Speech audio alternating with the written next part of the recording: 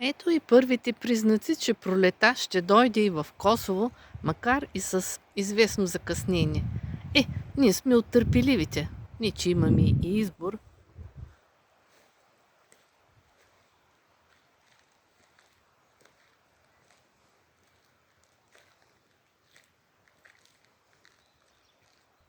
Ако ви се разхожда до малката поклонническа пътека, или пък искате да видите пейката, от която има чудесен изглед към цялото село, не се двоумете и заповядайте в село Косово.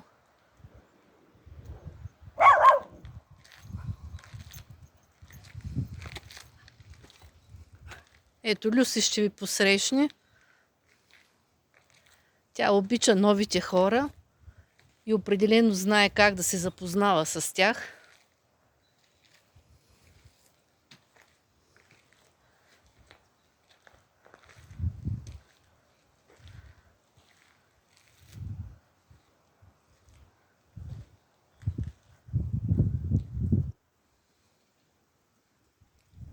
Тук може да видите принтовите на Станислав Тодоров, както и неговите прекрасни бижута от медицинско сребро и месинг.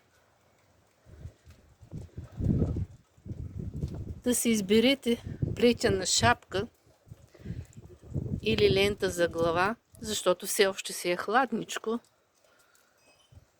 Плетени турби за летния сезон. Ако искате да внесете нещо ново в своето облекло, тук може да видите и книгите на Надя, да гадаем с циганско таро, Ленорман, индийските гадателни карти, да си вземете камъче пирит или планински кристал. А за какво служат те, ще разберете в описанието, което сме добавили към всеки един продукт. И едва ли ще си тръгнете без бурканче, сладко или мед от богатия избор, който може да направите при нас.